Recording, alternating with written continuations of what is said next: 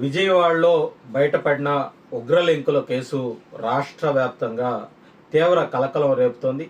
సాధారణంగా ప్రశాంతంగా ఉండే విజయవాడ నగరంలో ఇలాంటి అనుమానాస్పద కార్యకలాపాలు బయటపడటం ప్రజల్లో ఒకంత ఆందోళనకు దారితీస్తూ ఉంది. పోలీసులు అందించిన ప్రాథమిక సమాచారం ప్రకారం ముగ్గురు యువకులను అదుపులోకి తీసుకొని విచారణ చేపట్టగా వారికి దేశంలోని పలు రాష్ట్రాల్లో ఉన్న అనుమానాస్పద వ్యక్తులతో సంబంధాలు ఉన్నట్లుగా కూడా పోలీసులు గుర్తించారు. ఈ పరిణామం భద్రతా వ్యవస్థల దృష్టిని మరింత కట్టుదిట్టం చేసిందనే చెప్పుకోవాలి. ఈ కేసు బయటపడటానికి కీలక కారణం సాంకేతిక నిఘా. కొంతకాలంగా సోషల్ మీడియా, ఎన్క్రిప్టెడ్ యాప్ల ద్వారా అనుమానాస్పద చర్చలు జరుగుతున్నాయని నిఘా సంస్థలు గుర్తించడం జరిగింది. ఆ సందేశాల ఆధారంగా కొందరు యువకుల కదలికలను గమనించి చివరకు వారిని గుర్తించి అదుపులోకి తీసుకోవటం జరిగింది. వారి మొబైల్ ఫోన్లు, ల్యాప్టాప్లు స్వాధీనం చేసుకొని అందులో ఉన్నటువంటి డేటాను విశ్లేషణ చేయటంతో మరిన్ని కీలక వివరాలు ప్రస్తుతమైతే బయటపడతా ఉన్నాయి.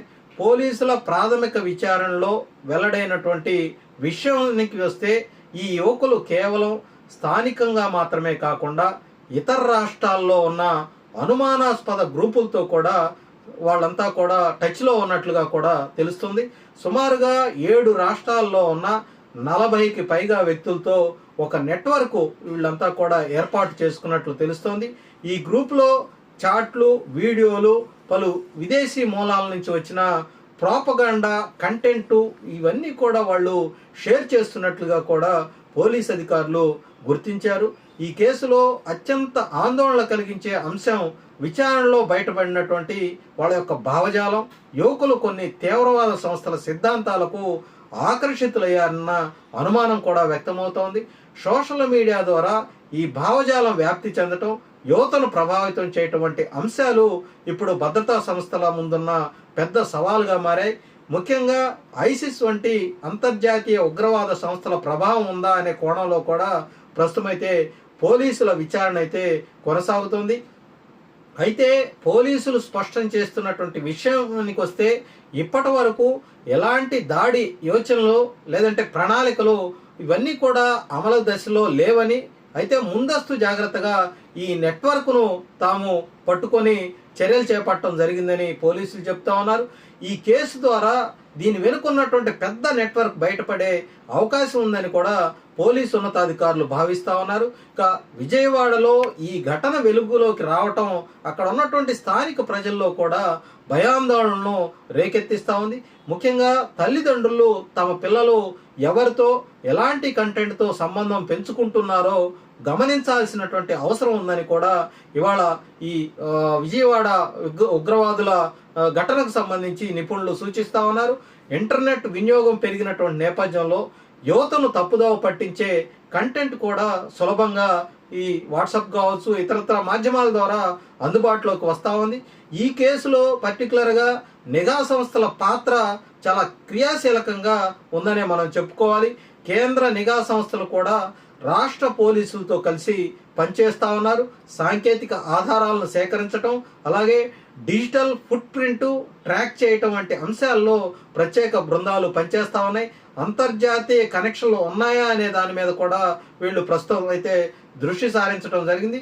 ఇక ఈ కేసు నేపథ్యంలో విజయవాడ నగరంలో భద్రతా చర్యలు కట్టుదిట్టం కూడా చేయటం జరిగింది. ముఖ్యంగా ముఖ్యమైనటువంటి ప్రదేశాల్లో తనిఖీలు అయితే పెంచారు. రైల్వే స్టేషన్లు కావచ్చు, బస్ స్టాండ్లు కావచ్చు, జనసంచారం ఎక్కడైతే ఎక్కువగా ఉండే ప్రాంతాలు ఉన్నాయో అక్కడ అదనంగా పోలీస్ బలగాలను మోహరించడం జరిగింది. అనుమానాస్పద వ్యక్తుల కదలికల మీద కూడా పోలీసు ప్రత్యేక నిఘాను పెంచడం జరిగింది. ఇది ఒక రకంగా కూడా ఒక హెచ్చరికగా కూడా ప్రస్తుతం అయితే భావించాల్సినటువంటి అవసరం ఉంది. భద్రతా నిపుణులు చెబుతున్న దాని ప్రకారం ఇప్పుడు ఈ ఉగ్రవాదం కేవలం ఆయుధాలతోనే కాదు, ఆన్లైన్ ప్లాట్ఫామ్ ద్వారా కూడా ప్రస్తుతం వ్యాప్తి చెందుతుందని భద్రతా నిపుణులు అయితే మనకు చెప్తా ఉన్నారు. యువతను లక్ష్యంగా తీసుకుని వారి మనోభావాలను ప్రభావితం చేసే విధంగా పెద్ద ఎత్తున ప్రచారం జరుగుతోంది.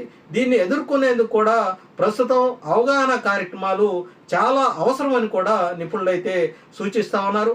ప్రభుత్వం కూడా ఈ ఘటనను సీరియస్గా తీసుకుంది. భద్రతా వ్యవస్థలను మరింత బలోపేతం చేయాలని కూడా స్పష్టమైనటువంటి ఆదేశాలు అయితే ముఖ్యమంత్రి చంద్రబాబు నాయుడు చేయటం జరిగింది. సైబర్ నిఘాను పెంచడం, విద్యా సంస్థల్లో అవగాహన కార్యక్రమాలు నిర్వహించడం వంటి చర్యలు చేపట్టాలని కూడా నిర్ణయించడం జరిగింది. ప్రజలు కూడా ఈ విషయంలో అప్రమత్తంగా ఉండాలని కూడా అటు నిపుణులు సూచిస్తా ఉన్నారు. ఈ కేసు ద్వారా ఒక ముఖ్యమైనటువంటి విషయం అయితే మనకు స్పష్టమవుతోంది. సాంకేతికత ఎంతగా అభివృద్ధి చెందుతుందో దాన్ని దుర్వినియోగం చేసే అవకాశాలు కూడా అంతే పెరుగుతూ ఉన్నాయి. సోషల్ మీడియా, మెసేజింగ్ యాప్లు, ఆన్లైన్ ప్లాట్ఫామ్లు, వాటి వినియోగం మీద నియంత్రణ, అవగాహన అనేది అత్యవసరం అనేది ఈ ఘటన అయితే చాలా స్పష్టంగా మనకు తెలియజెప్తా ఉంది. విజయవాడ కేసు దర్యాప్తు ప్రస్తుతమైతే కొనసాగుతుంది. మరిన్ని అరెస్టులు జరిగే అవకాశం ఉంది. ఈ నెట్వర్క్ వెనుక ఉన్నటువంటి అసలు మాస్టర్ మైండ్ ఎవరు, విదేశీ లింకులు ఇందులో ఉన్నాయా, అసలు వీళ్ళకి ఫండింగ్ ఎలా జరుగుతోంది అంటే ఈ అనేక ప్రశ్నలకు సమాధానాలు త్వరలోనే బయటపడే అవకాశం అయితే కనిపిస్తూ ఉంది. మొత్తానికి ఈ ఘటన ఒక హెచ్చరికలా అయితే మనం భావించాలి. భద్రతా వ్యవస్థలు అప్రమత్తంగా ఉండాలి, ప్రజలు కూడా జాగ్రత్తగా ఉండాలి. ముఖ్యంగా యువతను సరైన దిశలో నడిపించడానికి అటు కుటుంబ సభ్యులు, విద్యా సంస్థలు, సమాజం ఇలాంటి ఘటనలు మళ్ళీ జరగకుండా ముందస్తు చర్యలు తీసుకోవాల్సినటువంటి అవసరం అయితే ఎంతగానో కనిపిస్తూ ఉంది.